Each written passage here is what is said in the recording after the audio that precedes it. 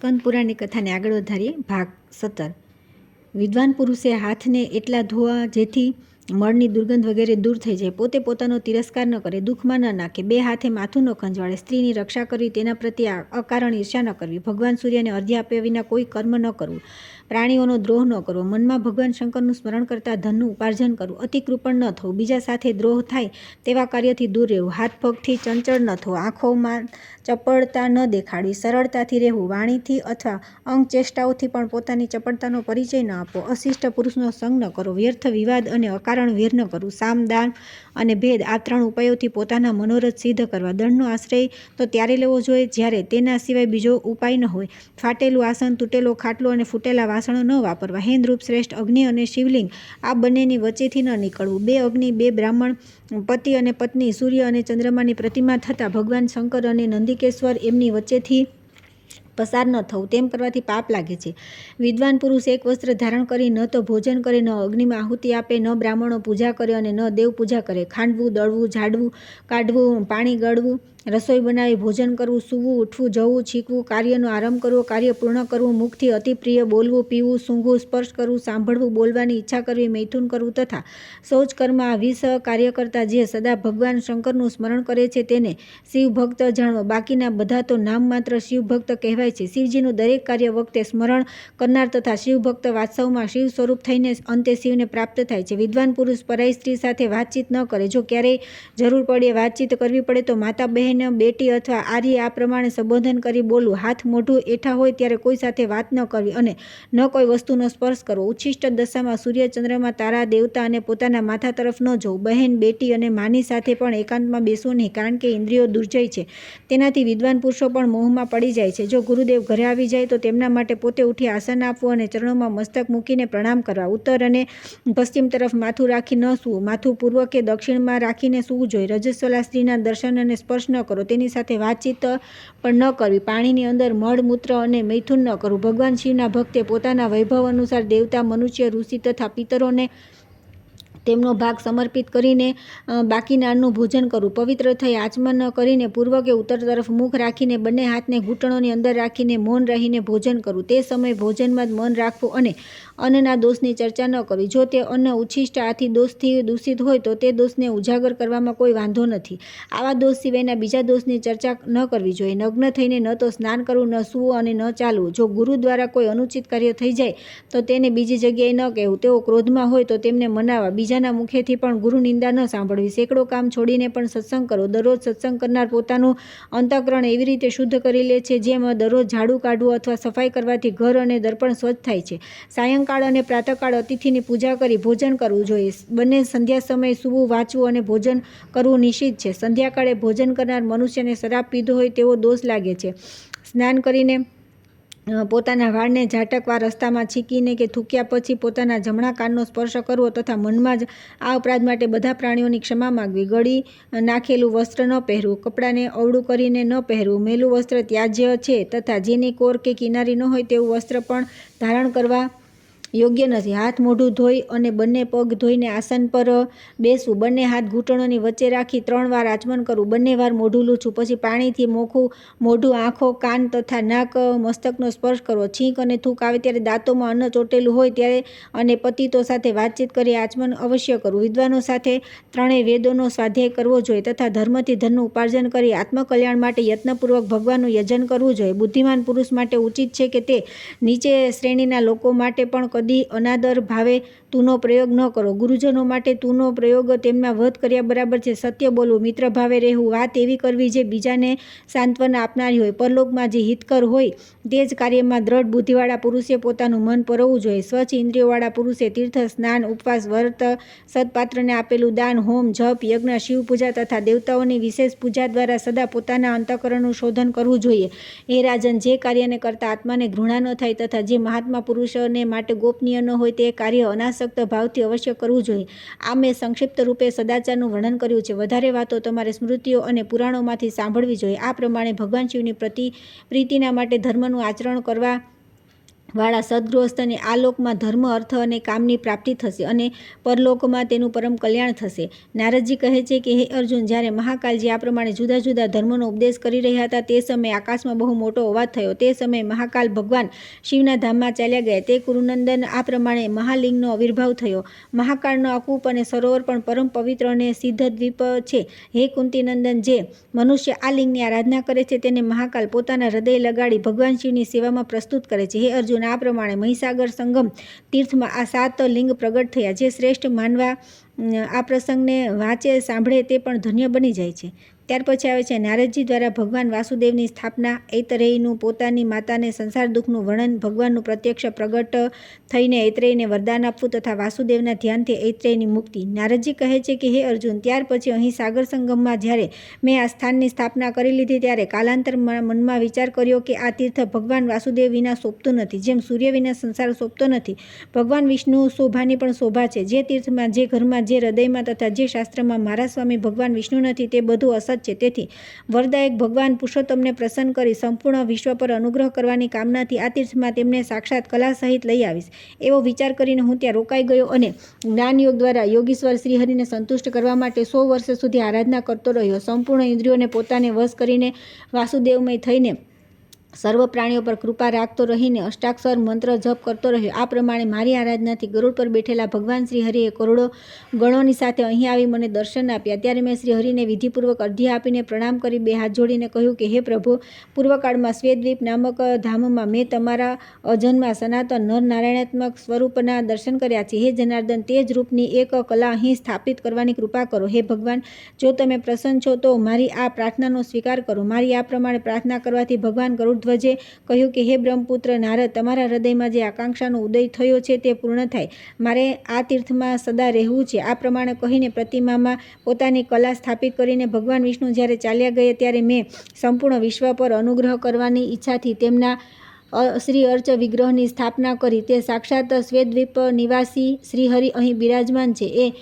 જેઓ સર્વથી વૃદ્ધ છે, તેથી તેઓ આ તીર્થમાં વૃદ્ધ વાસુદેવના નામે પ્રસિદ્ધ છે. કાર્તિક માસના શુક્લ પક્ષમાં જે કલ્યાણમય એકાદશી આવે છે તે દિવસે ઝરણા કે નદીના જળથી વિધિપૂર્વક સ્નાન કરાવી જે પુરુષ પંચોપચાર દ્વારા ભક્તિભાવે શ્રીહરિનું પૂજન કરે છે તથા ઉપવાસ અને જાગરણ કરી શ્રીહરિને આગળ સંગીત અને વાદ્યનું આયોજન કરે છે તથા દંભ ક્રોધનો ત્યાગ કરી વિષ્ણુનો મહિમા અને લીલા ચરિત્રોની કથા કહે છે તથા મન ઇન્દ્રિયોને વશ કરી પ્રસન્નતાથી યથાશક્તિ દાન આપે છે, તે બ્રહ્મત્યારો હોય તો પણ અનેક જન્મોના પાપોથી મુક્ત થઈ જાય છે. આ ઉપરાંત અંતમાં ભગવાન વૈકુંઠ ધામને પ્રાપ્ત થાય છે.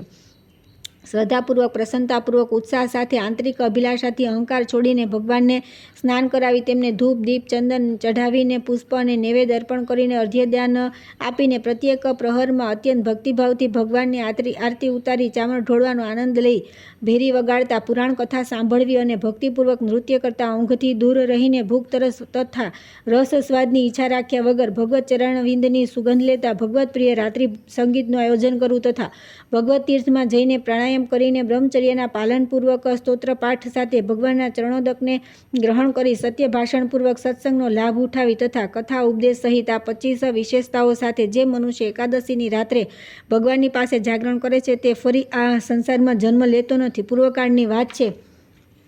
આ શ્રેષ્ઠ તીર્થમાં એક ઐતરેય નામના બ્રાહ્મણ રહેતા હતા. તે બ્રાહ્મણ દેવતાએ ભગવાન વાસુદેવની કૃપારૂપી સિદ્ધિ પ્રાપ્ત કરી હતી. અર્જુને પૂછ્યું કે હે મુનિ, ઐતરેય કોના પુત્ર હતા? તેઓ ક્યાં રહેતા હતા? તેમણે ભગવાન વાસુદેવની કૃપા સિદ્ધિ કઈ રીતે પ્રાપ્ત કરી? નારદજીએ કહ્યું કે હે કુંતીનંદન, અહીં મારા દ્વારા સ્થાપિત સ્થાનમાં જે હારિત મુનિ રહેતા હતા તેમના વંશમાં એક શ્રેષ્ઠ બ્રાહ્મણ ઉત્પન્ન થયા, જેઓ માંડુકી નામે વિખ્યાત હતા. તેઓ વેદાંગના પારંગત પંડિત હતા. તેમની પત્નીનું નામ ઈતરા હતું, જે સ્ત્રીના સમસ્ત ગુણોથી સુશોભિત હતી. તેના ગર્ભથી જે પુત્ર થયો તેનું નામ ઐતરેય હતું. ઐતરેય બાલ્યાવસ્થાથી જ નિરંતર દ્વાદશાક્ષર મંત્ર ઓમ નમો ભગવતે વાસુદેવાયનો જપ કરતો હતો. તેને પૂર્વજન્મમાં જ આ મંત્ર પ્રાપ્ત થયો હતો.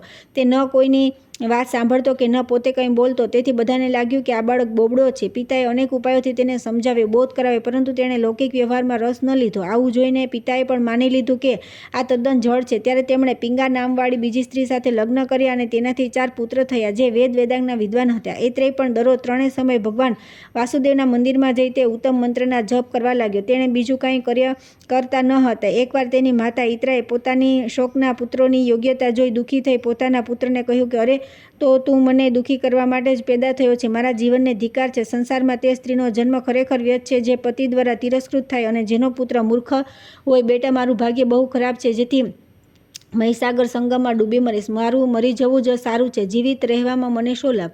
મારા મૃત્યુ પછી તું પણ ભગવાનના મહામૌની ભક્ત થઈ દીર્ઘકાળ સુધી આનંદમાં રહેજે. નારદજી કહે છે કે માતાની વાત સાંભળી ઐત્રેય ખડખડાટ હસી પડ્યા. તેઓ મોટા ધર્મજ્ઞ હતા. તેમણે 2 ઘડી ભગવાનનું ધ્યાન કરી માના ચરણોમાં પ્રણામ કર્યા અને કહ્યું કે હે મા, તમે મિથ્યા મોહમાં પડ્યા છો. અજ્ઞાનને જ જ્ઞાન માની લીધું છે. હે શુભે, જે વિચારવા યોગ્ય નથી તેના માટે તમે શોક કરો છો અને જે વાસ્તવમાં વિચારવા યોગ્ય છે તેના માટે તમારા મનમાં સહેજ પણ શોક નથી. આ સંસાર મિથ્યા છે. તેમાં તમે આ શરીરને માટે કેમ ચિંતિત અને મોહિત થઈ રહ્યા છો? આ તો મૂર્ખ લોકોનું કામ છે. તમારા જેવી વિદુષી સ્ત્રીઓને આ સોંપતું નથી. સંસારમાં સાર તત્વ તો કોઈ બીજું જ છે, પરંતુ અજ્ઞાનથી મોહિત મનુષ્યો કોઈ બીજા જ અસાર વસ્તુને સાર સમજે છે. તમે આ માનવ શરીરને જો સાર માનો છો તો લો, એની પણ અસારતા સાંભળો. આ જે માનવ શરીર છે તે ગર્ભથી લઈને મૃત્યુ સુધી સદા અત્યંત દુઃખપ્રદ છે. આ શરીર એક પ્રકારનું ઘર છે, હાડકાનો સમૂહ છે. તેના ભારને સંભાળનાર થાંભલો છે. નાડી ઝાડરૂપી દોરીઓ અને બાંધવામાં આવ્યું છે. રક્ત અને માંસરૂપી માટીથી તેને લીપવામાં આવ્યું છે. વિષ્ટા અને મૂત્રરૂપી દ્રવ્યોના સંગ્રહનું આ પાત્ર છે. કેસ અને રૂંવાટારૂપી ઘાસથી તે છવાયેલું છે. સુંદર રંગની ત્વચાથી તેના પર રંગ કરવામાં આવ્યો છે. મુખ અને એનું મુખ્ય દ્વાર છે. 2 આંખ, 2 કાન અને 2 નાકના છિદ્રો આ 6 એની બારીઓ છે. 2 હોઠ એના દરવાજાના કમાડ છે. દાંત જ અરગલા દરવાજો બંધ કરવાની આકડી છે. નાડી અને પરસેવો નાડી અને જળ પ્રવાહ છે. આ શરીર સદાકાળની મુખાગ્નિમાં સ્થિત છે.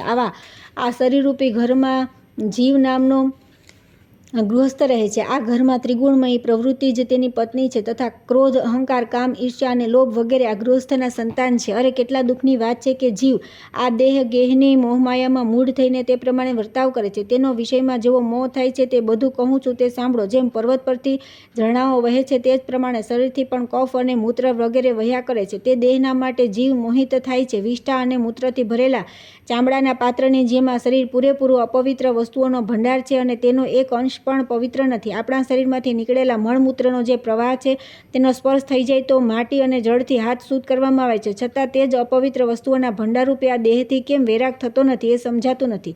સુગંધિત તેલ અને જળ વગેરે દ્વારા યત્નપૂર્વક સારી રીતે સાફ કરવા છતાં પણ આ શરીર પોતાની સ્વાભાવિક અપવિત્રતાને છોડતું નથી. તે જ પ્રમાણે જેમ કૂતરાની વાંકી પૂંછડીને ગમે તેટલી સીધી કરવાનો પ્રયત્ન કરવામાં આવે તો તે સીધી થતી નથી. આપણા શરીરની અપવિત્ર ગંધથી જે મનુષ્ય વિરક્ત થતો નથી તેને વૈરાગ્ય માટે બીજા કયા સાધનનો ઉપદેશ આપી શકાય? દુર્ગંધ તથા મળમૂત્રના લેપને દૂર કરવા માટે જ શારીરિક શુદ્ધિનું વિધાન છે. આ બંને ગંધ અને લેપ દૂર થઈ ગયા પછી આંતરિક ભાવની શુદ્ધિ થતાં મનુષ્ય શુદ્ધ થઈ છે. ભાવશુદ્ધિ જ સર્વોપરી પવિત્રતા છે. તે જ બધા કર્મોમાં પ્રમાણભૂત છે. આલિંગન પત્નીનું પણ કરવામાં આવે છે અને પુત્રીનું પણ, પરંતુ બંનેના ભાવોમાં મોટું અંતર છે. પ્રિય પત્નીનું આલિંગન કોઈ બીજા ભાવથી કરવામાં આવે છે અને પુત્રીનું બીજા ભાવથી. એક જ સ્ત્રીના સ્તનોને પુત્ર બીજા ભાવે સ્મરણ કરે છે અને પતિ બીજા ભાવથી. તેથી પોતાના ચિત્તને જ શુદ્ધ કરવું જોઈએ. બાહ્ય શુદ્ધિના જુદા જુદા સાધનો સાથે શું લેવું છે? ભાવ દ્રષ્ટિથી જેનું અંતઃકરણ અતિશુદ્ધ છે તે સ્વર્ગ અને મોક્ષને પણ પ્રાપ્ત કરી લે છે.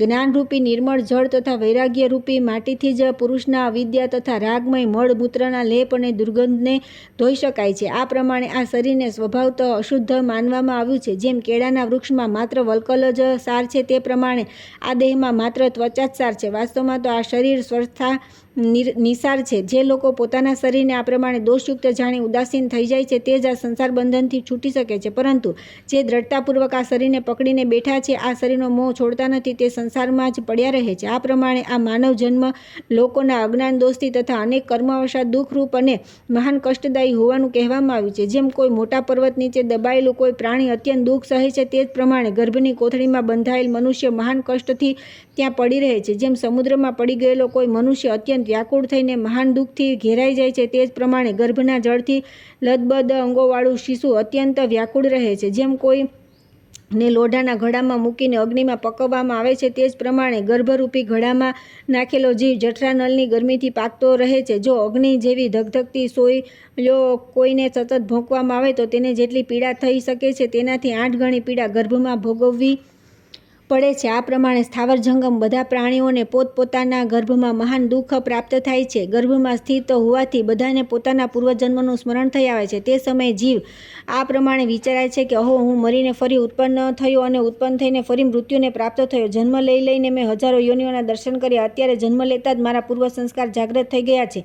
તેથી હવે હું એવા કલ્યાણકારી સાધનનું અનુષ્ઠાન કરીશ જેથી ફરી મારે ગર્ભમાં આવવું ન પડે. સંસાર બંધનને દૂર કરનાર ભગવદીય તત્વજ્ઞાનનું હું ચિંતન કરીશ. આ પ્રમાણે તે દુઃખથી છૂટવાના ઉપાય પર વિચાર કરતો રહીને ગર્ભસ્થ જીવ ચિંતામગ્ન રહે છે. જ્યારે તેનો જન્મ થવા લાગે છે તે સમયે તો તેને ગર્ભની અપેક્ષા કરોડો ગણું વધારે દુઃખ આપે છે. ગર્ભાવાસના સમયે જે સદબુદ્ધિ જાગૃત થાય છે તે જન્મ થઈ ગયા પછી નષ્ટ થઈ જાય છે. બહારની હવા લાગતા જ મૂઢતા આવી જાય છે. મોહગ્રસ્ત થતાં તેની સ્મરણ શક્તિ શીઘ્ર નષ્ટ થઈ જાય છે અને પછી પૂર્વકર્મવશાત જીવનો ફરી તે જન્મમાં શરીરમાં અનુરાગ થઈ જાય છે. આ પ્રમાણે રાગ અને મોહને વશીભૂત થયેલો જીવ સંસારમાં ન કરવા યોગ્ય પાપ વગેરે કર્મો કરે છે. તેમાં ફસાઈ ન તો તે પોતાને જાણે છે, ન બીજાને જાણે છે અને ન કોઈ દેવતાને પણ જાણે છે. પોતાના પરમ કલ્યાણની વાત પણ સાંભળતો નથી. આંખ હોવા છતાં જોતો નથી. સમતળ માર્ગ પર ધીરે ધીરે ચાલીને પણ તે ડગલે ડગલે લડખડાય છે. વિદ્વાનોના સમજાવવા છતાં પણ, બુદ્ધિ હોવા છતાં પણ તે સમજતો નથી. તેથી રાગ અને મોહને વશ થઈને સંસારમાં દુઃખો ભોગવતો રહે છે. જન્મ લેવાથી ગર્ભકાળમાં જાગૃત થયેલી પૂર્વજન્મની સ્મૃતિ અથવા ગર્ભના દુઃખોની સ્મૃતિ રહેતી નથી. તેથી મહર્ષિઓએ ગર્ભ દુઃખોનું નિરૂપણ કરવા માટે શાસ્ત્રોનું પ્રતિપાદન કર્યું છે. તે શાસ્ત્ર સ્વર્ગ અને મોક્ષમાં ઉત્તમ સાધન છે. સર્વ કાર્યો અને પ્રયોજનોને સિદ્ધ કરનારું આ શાસ્ત્ર જ્ઞાન હોવા છતાં પણ લોકો તેના દ્વારા પોતાના કલ્યાણની સાધના કરતા નથી. આ બહુ વિચિત્ર વાત છે. બાલ્યાવસ્થામાં ઇન્દ્રિયોની વૃત્તિઓ અવ્યક્ત રહે છે. તેથી જીવ તે સમયના મહાન દુઃખો વ્યક્ત કરવાની ઈચ્છા હોવા છતાં પણ જણાવી શકતો નથી અને ન તે દુઃખના નિવારણ માટે કંઈ કરી પણ શકે છે. પછી જ્યારે દાંત ફૂટે છે ત્યારે તેને બહુ કષ્ટ થાય છે. માથાનો દુખાવો, અનેક પ્રકારના બાળરોગ તથા ભૂખ તરસથી પીડાથી તેના બધા અંગો વ્યાકુળ રહે છે તથા તે ક્યાંક ખાટલા ઉપર વગેરે પડ્યો રડ્યા કરે છે. ત્યારે પછી જ્યારે તે થોડો મોટો થાય છે ત્યારે અક્ષરોના અધ્યયન વગેરે અને ગુરુના શાસનથી તેને ઘણું દુઃખ થાય છે.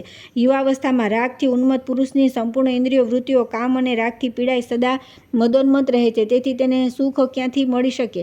મોહવશ પુરુષને ક્યાંય અનુરાગ થઈ જાય તો તે ઈર્ષાના કારણે બહુ ભારે દુઃખ થાય છે. જે ઉન્મત્ત અને ક્રોધી છે તેનો ક્યાંય પણ રાગ થવો માત્ર દુઃખનું જ કારણ છે. રાત્રે કામાગ્નિજન્ય ખેદથી પુરુષને આ નિંદ્રા આવતી નથી. દિવસે પૈસા કમાવાની ચિંતાના કારણે તેને સુખ મળતું નથી. સ્ત્રીઓ તમામ દોષોનો આશ્રય છે. આ વાત સારી રીતે જાણવા છતાં પણ જે લોકો તેમનામાં મૈથુનથી સુખ માને છે તેનું તે સુખ મળમૂત્રનો ત્યાગના સુખ જેવું જ માનવામાં આવ્યું છે. સન્માન અપમાનથી, પ્રિયજનોના સંયોગ વિયોગથી તથા યુવાની વૃદ્ધાવસ્થાથી ગ્રસ્ત છે. નિર્વિઘ્ન સુખ ક્યાં છે? યુવાવસ્થાનું શરીર એક દિવસ જરાવસ્થાથી જર્જર થઈ જવાથી તે સંપૂર્ણ કાર્યો માટે અસમર્થ થઈ જાય છે. તેના શરીરમાં કરચલીઓ પડી જાય છે, માથાના વાળ સફેદ થઈ જાય છે અને શરીર ઢીલું પડી જાય છે. સ્ત્રી અને પુરુષનું તે જ રૂપ જે જવાનીના દિવસોમાં એકબીજાનો આધાર હતું, જરાગ્રસ્ત થઈ જવાથી બંનેમાંથી કોઈ પણ પ્રિય લાગતું નથી. વૃદ્ધાવસ્થાથી દબાયેલા પુરુષ અસમર્થ હોવાના કારણે પત્ની, પુત્ર વગેરે બંધુ બાંધવો તથા દુરાચારી સેવકો દ્વારા પણ અપમાનિત થાય છે.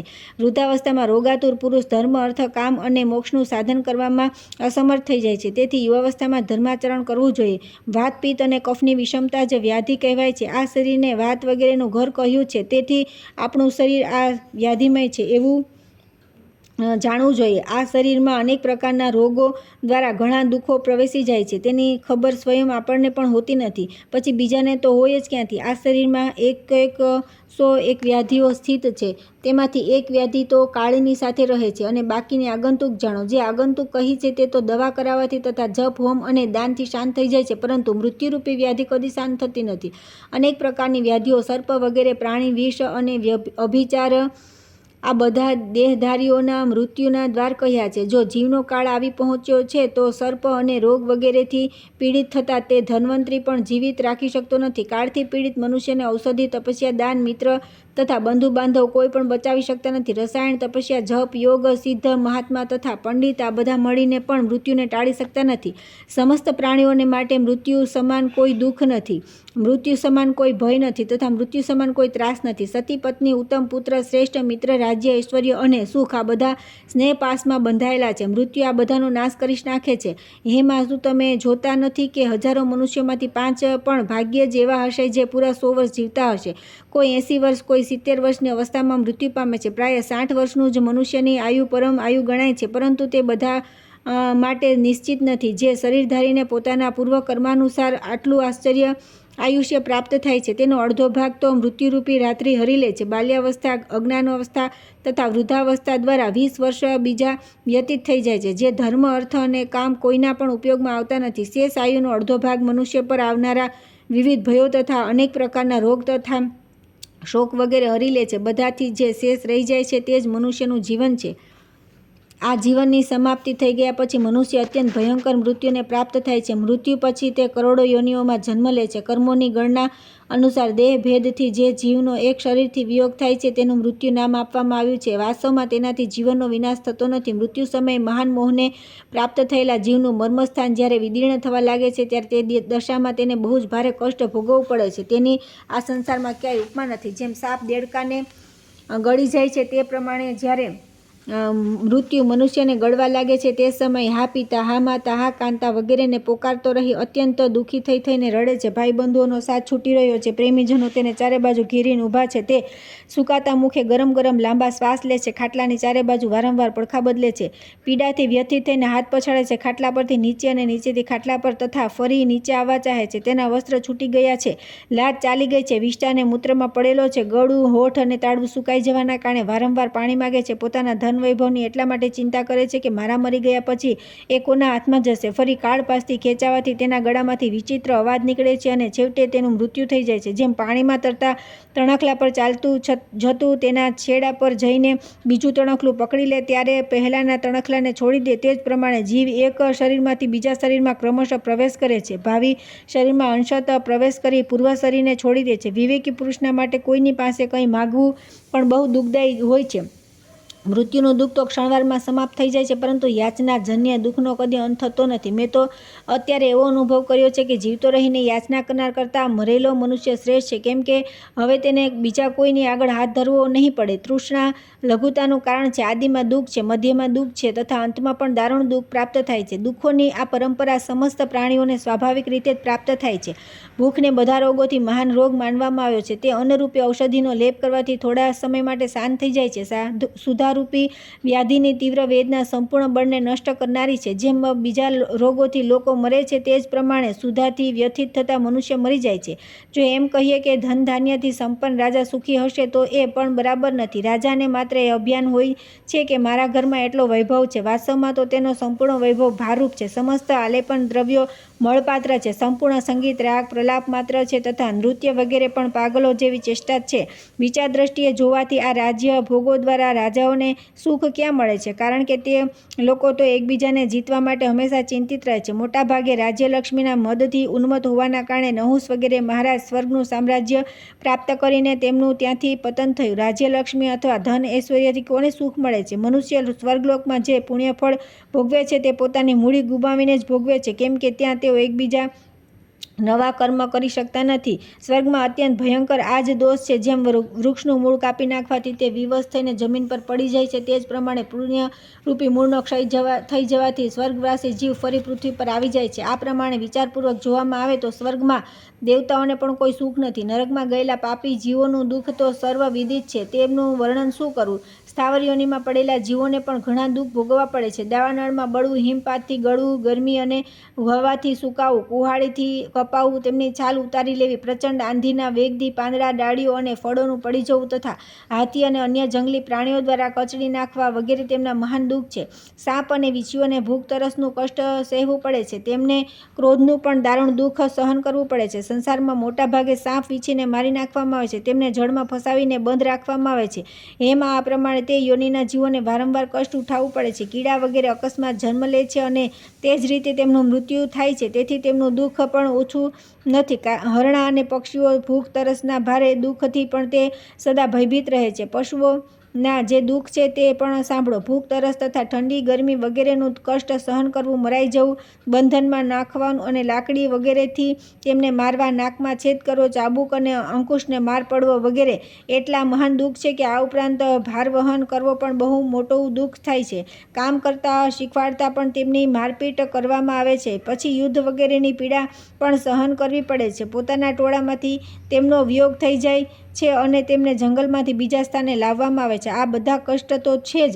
દુકાળ, દુર્ભાગ્ય, પ્રકોપ, મૂર્ખતા, દરિદ્રતા, ઊંચ નીચનો ભાવ, મૃત્યુ, રાજ્યની અદલાબદલી, પારસ્પરિક અપમાનનું દુઃખ, અંદરોદર એકબીજાથી ધન વૈભવ અને માન પ્રતિષ્ઠામાં વધી જવાનું કષ્ટ, પોતાની સત્તાનું સદા સ્થિર ન રહેવું, ઊંચા ચઢેલા લોકોને નીચે પછાડવા વગેરે મહાન દુઃખથી આ સંપૂર્ણ ચરાચર જગત વ્યસ્ત છે. જેમ એકનો ખભાનો ભાર બીજા ખભા પર મૂકી દેવને મનુષ્ય વિશ્રામ સમજે છે, તે જ પ્રમાણે સંસારમાં એક દુઃખમાંથી બીજા દુઃખથી શાંત થાય. તેથી એકબીજાથી ઊંચી સ્થિતિમાં સ્થિત થયેલા આ સંપૂર્ણ જગતને દુઃખોથી ભરપૂર જાણી તેના તરફથી અત્યંત ઉદ્વેગ થવો જોઈએ. ઉદ્વેગથી વૈરાગ્ય થાય છે, વૈરાગ્યથી જ્ઞાન પ્રગટ થાય છે તથા જ્ઞાનથી પરમાત્મા વિષ્ણુને જાણી મનુષ્ય મોક્ષ પ્રાપ્ત કરી લે છે. હેમાં જેમ કાગડાના અપવિત્ર સ્થાનમાં વિશુદ્ધ રાજહંસો રહી શકતા નથી, તે જ પ્રમાણે આવા દુઃખમય સંસારમાં હું તો કદી રહી શકું એમ નથી. હેમાં જ્યાં કોઈ પણ વિઘ્ન બાધા વિના આનંદપૂર્વક હું રહી શકું તે સ્થાન પણ જણાવું છું. સાંભળો, અવિદ્યારૂપી વન તો બહુ ભયંકર છે. તેમાં અનેક પ્રકારના કર્મમય મોટા મોટા વૃક્ષો ઊભા છે. ત્યાં સંકલ્પોના ડાંસ અને મચ્છર ઘણા છે. શોક અને હર્ષના જ ત્યાં ઠંડી ગરમી છે. તે વનમાં મોહરૂપી ભારે અંધકાર છવાયેલો રહે છે. ત્યાં લોભરૂપી સાપ અને વીંછી રહે છે. વિષયોના અનેક માર્ગથી તે પ્રદેશ વ્યાપ્ત છે. કામ અને ક્રોધરૂપી ખટકી અને તથા લૂંટારા તેમાં ધામા નાખીને પડ્યા છે. હે મહાદુઃખમય, વિશાળ અને ઓળંગીને હવે હું એવા એક દ્રઢ વનમાં પ્રવેશ કરી ચૂક્યો છું, જ્યાં પહોંચીને તેના તત્વને જાણકાર જ્ઞાની પુરુષો ન શોક કરે, ન હર્ષ. ત્યાં કોઈને પણ ભય રહેતો નથી. તે વિદ્યારૂપી વનમાં બહુ મોટા 7 વૃક્ષો છે. ત્યાં જ પર્વત 7 છે, જેમને 3 લોકને ધારણ કરી રાખ્યા છે. 7 કુંડ છે અને 7 નદીઓ છે, જે સતત બ્રહ્મરૂપી જળ વહાવ્યા કરે છે. તે જ અભયદાન, અદ્રોહ, કૌશલ્ય, અચપળ, અક્રોધ અને પ્રિયવચન બોલવા આ 7 પર્વત જે વિદ્યમાન સ્થિત છે. દ્રઢ નિશ્ચય, સર્વ સાથે સમાનતા, મન અને ઇન્દ્રિયોનો સંયમ, ગુણ સંચય, મમતાનો અભાવ, તપસ્યા તથા સંતોષ આ 7 કુંડ છે. ભગવાનના ગુણોનું વિશેષ જ્ઞાન થવાથી જે તેમના પ્રત્યે ભક્તિ થાય છે તે વિદ્યા વનની પહેલી નદી છે. વૈરાગ્ય બીજી, મમતાનો ત્યાગ ત્રીજી, ભગવત આરાધના ચોથી, ભગવત અર્પણ પાંચમી, બ્રહ્મ એકત્વ છઠ્ઠી તથા સિદ્ધિ સાતમી, બોધ છઠ્ઠી તથા સિદ્ધિ સાતમી નદી છે. આ જ 7 નદીઓ ત્યાં હોવાનું કહ્યું છે. વૈકુંઠ ધામની પાસે આ 7 નદીઓનો સંગમ થાય છે. જે આત્મતૃપ્ત, શાંત તથા જીતેન્દ્રિય હોય છે તે જ મહાત્મા તે માર્ગથી પરાત્પર બ્રહ્મને પ્રાપ્ત થાય છે.